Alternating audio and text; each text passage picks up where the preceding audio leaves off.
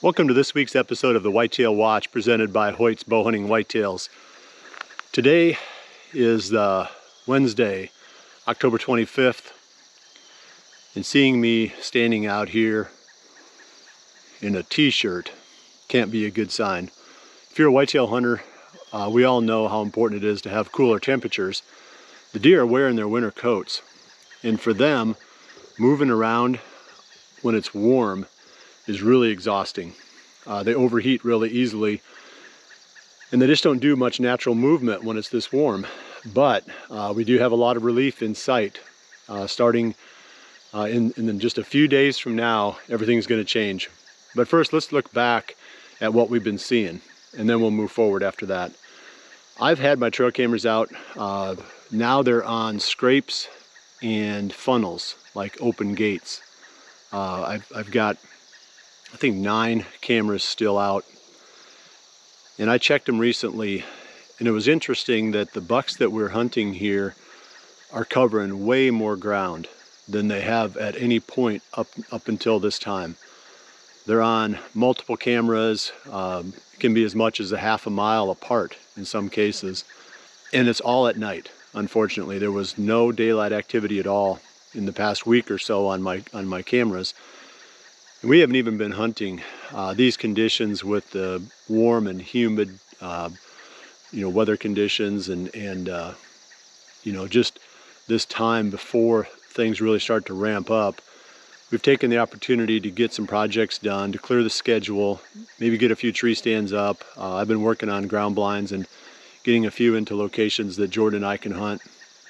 And I know the rest of the team has been laying pretty low as well. I think the deer are getting ready to go. This would be what I would call the calm before the storm. Things are going to break loose here in a couple of days. So let's hear from our sponsors first, and I'll come back and talk about what I think is going to be the best play for this coming weekend, and I think it should be a good one. Hoyt's Bowhunting Whitetails is brought to you by Redneck Blinds, Code of Silence Apparel, Hunt Stand Pro Whitetail, Fuse Accessories, Elevate Tree Stands, B3 Releases and Broadheads, and Hoyt. You can hear that pileated woodpecker going crazy behind me. We don't really see them around here too much until this time of the year. We must be on some kind of a migration route where those things come through, but they're pretty cool. If you haven't seen them before, they're great big giant woodpeckers. But let's get back to whitetail hunting. I think starting Friday, at least here, the front is supposed to move through, and the conditions are supposed to start clearing Friday afternoon. So in this part of the Midwest, and maybe this part of the central United States, you couldn't do a whole lot better than what we're going to see Friday, Saturday, and Sunday. So if you can get Friday afternoon off, I would definitely be in a tree or in a ground blind. It's going to be really good as soon as this weather pattern breaks. We're supposed to have rains, and then as that front blows through, everything's supposed to turn around. The wind directions are going to switch. We're going to get more northwesterly winds. I'm assuming the barometric pressure will start rising. The whole situation is going to improve as we see improvement as whitetail hunters. I mean, this is pretty nice right now. I do like this temperature, but it doesn't lend itself to really good deer hunting.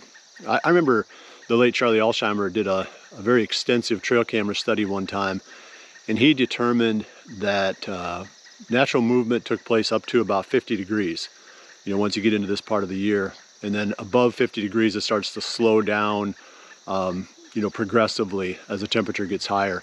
So I always thought 50 degrees was the magic. That's the magic number. If it's going to be in the 50s, the daytime movement should be really good. So now we're looking at temperatures that are going to be throughout most of the central U.S. in the 50s or lower for the foreseeable future. So if you can get, I know it's late notice, but if you can get Monday and Tuesday off, I would definitely grab those days, because if you go Friday afternoon through Tuesday, this might be the best 4.5 day stretch of the whole season. This is a time when the bucks are just starting to ramp up. The does are, maybe the first few are starting to show a little bit of sign of estrus, and the bucks are really eager to get that party started. And it's, this brings out some of the best, I would say, more focused hunting of the whole season. By focused, I mean if you got a certain buck that you're after, he's going to stay within his normal range. He's just going to be moving more in daylight. You know, the number of estrus does is so low, and he's not being pulled all over the place, you know, by a doe that he gets behind that runs a half a mile off. He's covering ground looking for that first one. So he's going to be in his normal range. He's going to be here until, you know, who knows, maybe early November, maybe, you know, a little ways into November even, before he starts hitting those first hot does. So take advantage of that. This can be really prime time. So let's talk about hunting strategies. The past several years, I've had some really good hunting in this time frame, these last 4 days of October. 2020, shot a really nice buck on the 29th. I was in a bedding area, and he was just moving around, you know, real casually, the middle of the afternoon. It wasn't even a super cold day. It was probably in the 50s, maybe high 50s. He was on his feet, just moving, you know, slow, moseying through, maybe getting ready to reposition himself for, you know, where he was going to make his movement toward the feeding areas that evening. The 21st, I had an encounter. 2021, I had an encounter with a really nice buck on the 28th, and I messed it up. He was coming through again through the edge of a bedding area, early afternoon, and he caught me in the stand. I ended up killing him 12 days later, so I've got pictures of him here to show you what that buck looked like, but I really should have had him on the 28th. He was within, I don't know, 10 to 15 yards of the stand before I knew he was there. He got in behind me. It was wet. Anyway, so there's two, and then last season, 2022, I killed my buck here on the farm on Halloween, 31st of October. So I would say, given my last 3 years, this late October can be really, really good. And we've got the weather conditions to go along with it this year. So I'm going to go after them. I'm going to be more aggressive this year than I might be some years because the conditions are so good. I'm going to be in the bedding areas. I might even do all-day hunts, you know, coming up over the next few days.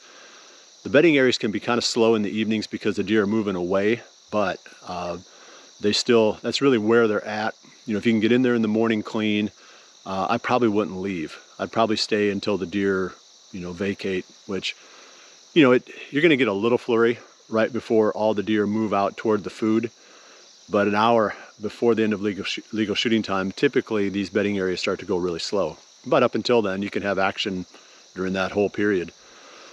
That's where I'm going to be. I might be around food a little bit in the evenings. That can be really good. One of the bucks I'm after, we've got a blind set up for him, and it's right on the edge of a corn and sorghum plot, and right on the fringe of a bedding area. And I think it's where he spends at least some of his time bedded.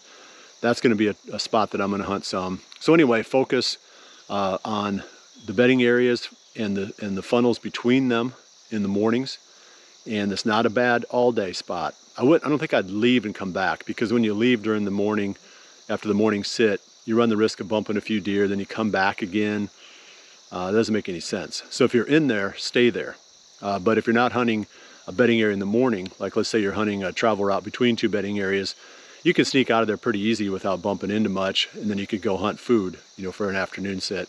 But that's where the action is going to be, in my opinion, in my experience. So I think it's going to be really good. I mean, don't put this time frame off.